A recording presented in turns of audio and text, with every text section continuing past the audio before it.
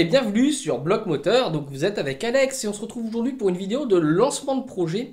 Et pas n'importe quel lancement, en effet, on va lancer aujourd'hui le projet de la Passat en ce début du mois d'octobre 2022. Alors, au moment où je vous tourne cette introduction, le projet est fini, le véhicule a déjà été présenté officiellement et on est en train de tourner la vidéo de présentation qui sortira en 2023.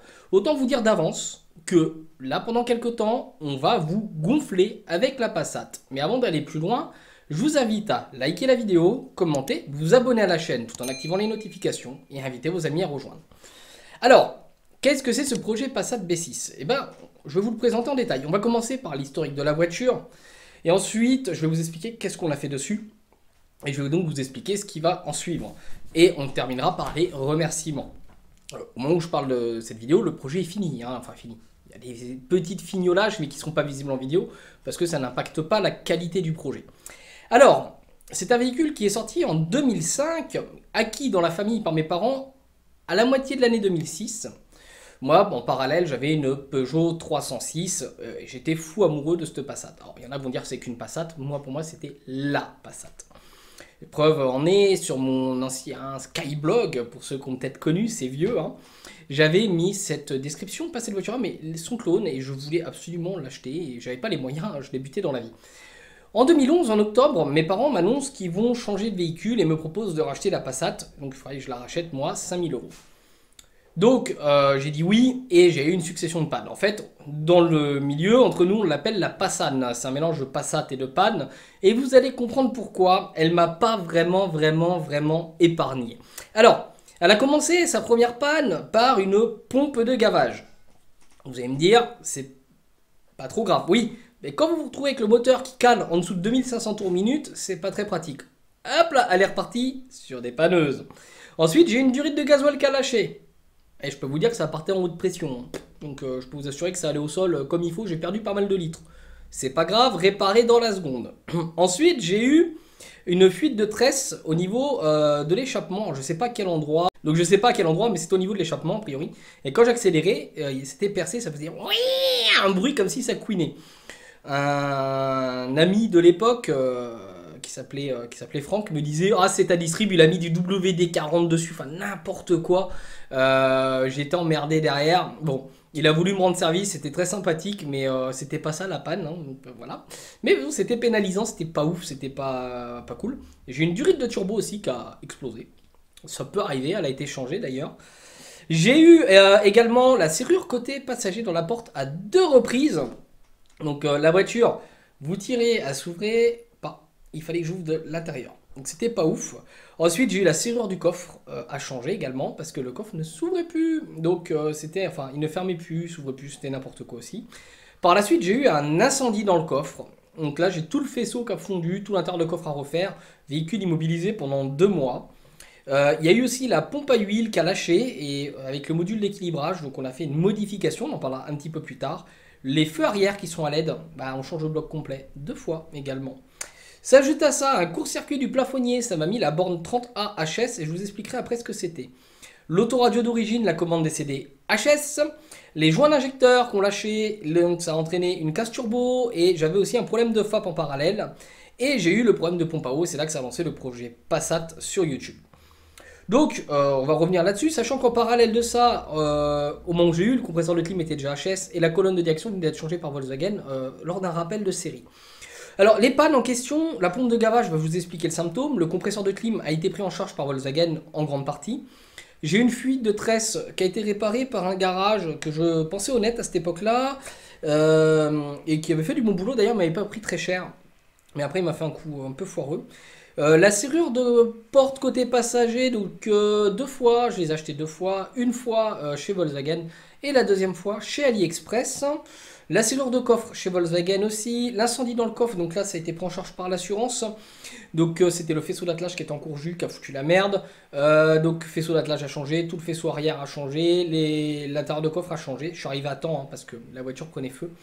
J'ai eu le temps d'ouvrir le capot, d'ouvrir le coffre qui était à commande électronique, de courir rechercher une clé pour débrancher la batterie et après on a calmé le truc.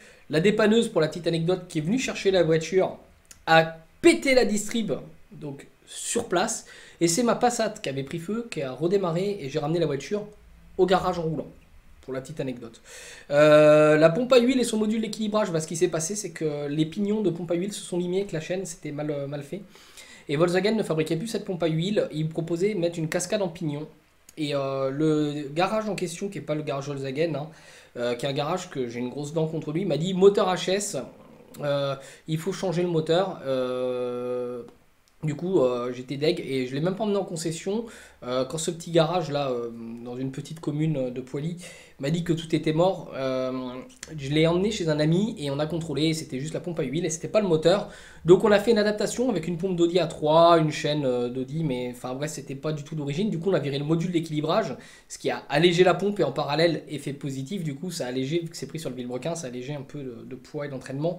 Donc ça améliore 2-3 petits aspects mécaniques et bah, l'équilibrage se fait grâce au volant bimasse. Bref, ça c'est des petits détails, voilà. Ensuite, j'ai eu le court-circuit du plafonnier, la bande 30 AHS, ça m'a mis en vrac tout l'intérieur de l'éclairage, l'autoradio, tout ça. Et comment j'ai réparé, bah, on a essayé de changer le boîtier confort, on a changé plein de choses. Et j'ai juste tout simplement retiré une ligne 12 volts que j'ai réinjectée au niveau des relais. Et j'ai donc réalimenté mon 30A. Mais ça a été plusieurs années de recherche aussi, au temps libre, hein, bien sûr. Quand je dis année, c'est un week-end par-ci, un week-end par-là. Et de l'aide de 2-3 amis, mais ça a été galère. Ensuite, on a eu le joint d'injecteur, donc ils ont lâché, en fait tout le gasoil est passé dans l'huile, l'huile est montée au-delà des 4 litres et quelques, c'est monté au turbo, le turbo qui avait un début de faiblesse, il s'est emballé, emballement moteur, j'ai coupé, le FAP était encrassé aussi, donc c'est à cause de l'encrassement, enfin bref, donc tout ça, ça a été viré, FAP viré, turbo changé, le joint d'injecteur refait. Et ensuite, on a eu le problème de pompe à eau, donc ça c'était de l'usure, on a dépassé la date de la distrib, et en conséquence, bah, il a fallu tout refaire. Que vous avez vu sur YouTube, la vidéo de stage 1 d'ailleurs. Du coup, qu'est-ce qui a été fait dans ce projet qu'on va vous présenter? On va refaire la carrosserie, donc tous les pets. On va refaire tout ce qui est